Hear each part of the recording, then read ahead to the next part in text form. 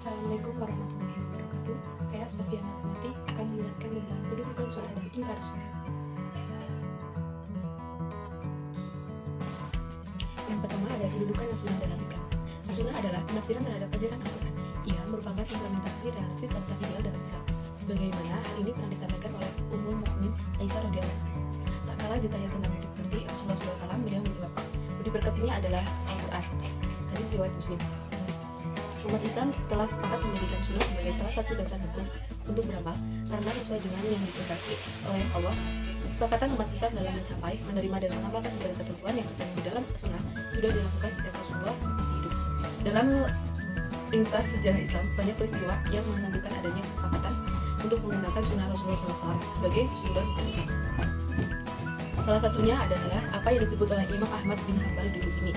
Ketika Abu Bakar dibaiat menjadi khalifah, ia pernah berkata, saya tidak akan meninggalkan sedikit pun sesuatu yang diamalkan atau dilakukan oleh Rasulullah SAW. Sesungguhnya, saya takut tersesat bila meninggalkan perintahnya. Yang kedua ada dalil kehujahan sunnah. Sini saya akan membacakan salah satu dalil kehujahan sunnah.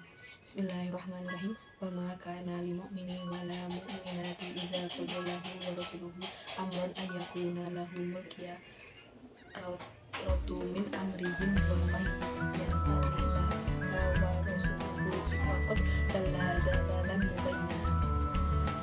Yang artinya tidaklah patut bagi laki-laki yang mukmin dan tidak pula bagi perempuan yang mukmin apabila Allah dan Rasulnya telah menetapkan suatu ketetapan akan ada bagi mereka pilih yang lain tentang urusan mereka. Dan barang siapa mendurhakai Allah dan Rasulnya, maka sungguhlah ia telah sesat dengan kesesatan yang nyata. Quran surat Az-Zaf ayat 36. Yang ketiga ada definisi ingkar sunnah. Ingkar al-sunnah adalah paham yang timbul dalam masyarakat Islam yang menolak hadis atau sunnah sebagai sumber ajaran Islam yang kedua setelah Al-Quran. Kata ingkar secara etimologis diartikan menolak, tidak mengetahui dan tidak menerima sesuatu, baik lahir dan batin yang dilatar belakangi oleh faktor ketidaktahuan atau faktor lain. Dan sunnah adalah hadis-hadis Rasulullah SAW, suatu paham yang timbul pada sebagian mayoritas umat Islam yang menolak dasar hukum Islam dari sunnah sahih, baik sunnah hadis ataupun yang secara formal dikodifikasikan pada ulama, baik secara totalitas atau mutawatir maupun ahad atau sebagian saja tanpa ada alasan yang diterima. Jadi ingkar sunnah adalah sebuah sikap penolakan terhadap sunnah Rasul, baik sebagian maupun keseluruhannya. Yang keempat ada sejarah ingkar sunnah dan tokoh-tokohnya. Sejarah ingkar sunnah dibagi menjadi dua. Yang pertama ada sejarah ingkar sunnah klasik. Ingkar sunnah klasik terjadi pada masa Imam Syafi'i 204 Hijriah yang menolak kehujahan sunnah dan menolak sunnah sebagai sumber hukum Islam baik mutawatir maupun ahad. Mereka itu kemudian dikenal sebagai orang-orang yang paham ingkar al-sunnah atau mungkin al-sunnah. Ingkar al-sunnah klasik lahir di Irak kurang lebih abad ke-2 Hijriah atau 7 Masehi. Yang kedua ada ingkar sunnah modern. Setelah sempat dalam beberapa abad, lahir ingkar sunnah di India kurang lebih abad ke-19 Masehi atau 13 Hijriah. Kemudian muncul ingkar sunnah di Kairo abad ke-20 Masehi atau 14 Hijriah. Munculnya ingkar sunnah akibat pengaruh pemikiran kolonialisme yang ingin melumpuhkan dunia Islam. Tokoh-tokohnya ada Syekh Ahmad Khan, Jiraj Ali, Maulid Abdul Jabbalis, Ahmad ad-Din Amrat Sari, Aslam Ciraj Budi, Ahmad Parwez, Abdul Khalik, Ali bin Abdul Talib, Muawiyah radhiyallahu anhu, Syekh Muhammad Al-Hudari, Imam Asy-Syafi'i, Abdul Ishaq, Ibrahim bin Syajjar, Abu Al-Hudzail Al-Alif, dan Muhammad bin Abdul Wahhab. Yang kelima ada ajaran-ajaran ingkarus as-sunnah. Ada beberapa ajaran-ajarannya. Yang pertama, tidak percaya kepada semua hadis Rasulullah SAW. Dasar hukum Islam hanya Al-Quran saja. Syahadat mereka asyhadu bi anna muslimun. Yang keempat, sholat mereka bermacam-macam. Ada yang sholatnya 2 rakaat, dan ada yang hanya ketika ini saja. Terus selanjutnya puasa wajib hanya bagi orang yang melihat bulan saja. Kalau seseorang yang melihat bulan, maka dia saja yang berwajib puasa. Haji boleh dilakukan selama 4 bulan haram, yaitu Muharram, Rajab, Zulqodah dan Zulhijjah. Pakaian ihram adalah pakaian Arab yang membuat repot.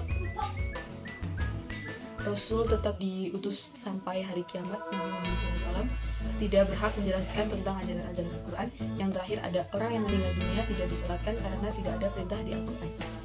Yang keenam, ada argumentasi tokoh-tokoh ingkar sunnah. Pertama, ada argumen nakli. Argumen nakli tidak hanya berupa ayat-ayat Al-Quran saja, tapi juga berupa sunnah dan hadis. Ada 4 argumen nakli. Yang pertama, agama bersifat konkret dan pasti. Al-Quran sudah lengkap. Al-Quran tidak memerlukan penjelasan. Yang terakhir, hadis apa yang datang pada diri. Yang kedua, argumen-argumen non-nakli. Argumen yang tidak mempunyai beberapa ayat Al-Quran atau hadis Nabi antara lain. Al-Quran diwahyukan oleh Allah kepada Nabi Muhammad SAW melalui malaikat Jibril dalam bahasa Arab. Dalam sejarah umat Islam mengalami kemunduran. Asal mualah hadis Nabi yang dihimpun dalam kitab-kitab hadis adalah doa-doa semata. Menurut Dr. Taufik Saddiq, tiada suatu pun hadis Nabi yang dicatat pada zaman Nabi. Yang ketujuh, ada bantahan ulama terhadap argumentasi tokoh-tokoh ingkar sunnah. Pertama, ada kelemahan argumen lagi. Quran surat An-Nahl ayat 89, dan kami turunkan kepadamu Alkitab Al-Quran untuk menjelaskan segala sesuatu. Ayat ini sama sekali tidak diberikan petunjuk bahwa sunnah tidak diperlukan. Yang kedua, Quran surat Al-An'am 38. Tidaklah kami apalkan sesuatu di dalam kitab yang dimaksud dengan Alkitab dalam ayat tersebut adalah Al-Quran. Matan dan riwayat hadis yang telah digunakan oleh para pengingkar sunnah untuk menolak sunnah sebagai sumber ajaran Islam. Selanjutnya ada kelemahan argumen non-nakli. Para pengingkar sunnah menyatakan bahwa orang-orang yang berpengetahuan dalam tentang bahasa Arab dapat memahami Al-Quran tanpa bantuan hadis Nabi. Umat Islam pecah sama sekali bukan disebabkan oleh sikap mereka yang berpegang kepada hadis. Umat Islam memberikan perhatian yang besar kepada hadis Nabi tidaklah dimulai pada zaman tabi'in dan atba tabi'in. Pernyataan dari seorang yang sangat awam pengetahuannya tentang hadis dan sejarah penulisan hadis. Salah satu dasar dari sanad adalah ilmu al-jam wal al-dad takdim. Sekian penjelasan yang saya sampaikan. Mohon maaf. Assalamualaikum warahmatullahi wabarakatuh.